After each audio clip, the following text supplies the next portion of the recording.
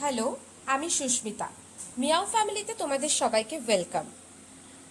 আজকে চলে এলাম নতুন আরেকটা রেসিপি নিয়ে। গ্রীষ্মকালে এটা সবার খুব প্রিয় একটা জিনিস।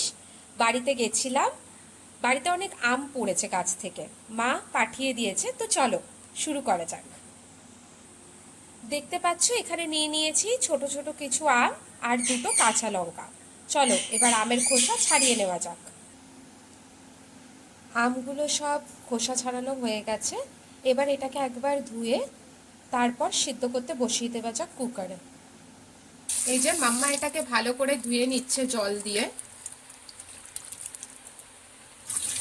এই যে কুকারে জল নিয়ে নিয়েছে। এবার এক এক করে আম আর দুটো কাঁচা লঙ্কা যেটা ছিল ওটা জলে দিয়ে দিল, দিয়ে গ্যাসের মধ্যে কুকারটাকে চাপিয়ে দিল, চাপিয়ে কুকারের ঢাকনাটা আটকে দিল।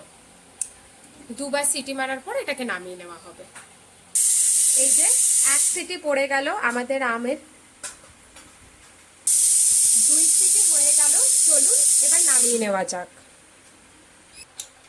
আম সিদ্ধ হয়ে গেছে, এবার ওগুলোকে নামিয়ে নেওয়া হচ্ছে বাটিতে। মাম্মা একে একে নামিয়ে নিচ্ছে। দেখুন আমাদের আম কিন্তু পুরো সিদ্ধ হয়ে গেছে। এবার এই সেদ্ধ আমের মধ্যে দেওয়া হচ্ছে অল্প রোস্টেড জিরা গুঁড়ো,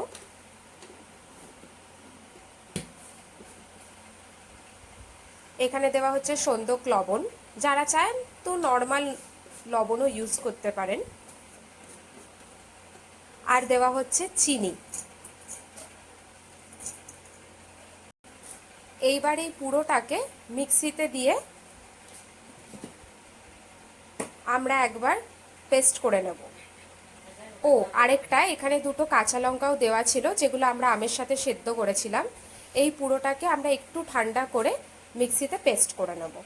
আমাদের পেস্ট রেডি হয়ে গেছে। এবার এটাকে পরিবেশন করার জন্য মাম্মা হেল্প করছে, দিয়ে নিচ্ছে গ্লাসের চারিদিকে।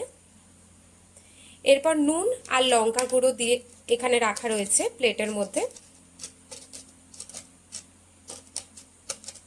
এবার আমের যে পেস্টটা করে রাখা হয়েছিল সেটা দেওয়া হচ্ছে।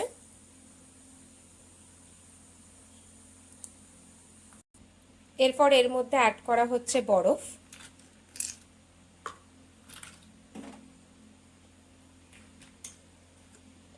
আর উপরে দেওয়া হচ্ছে ঠান্ডা জল। এবার চামচ দিয়ে এটাকে মিলিয়ে নেওয়া হচ্ছে।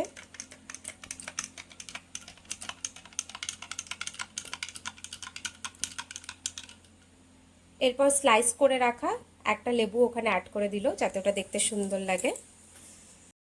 রেডি আজকের আমাদের আম পান্না।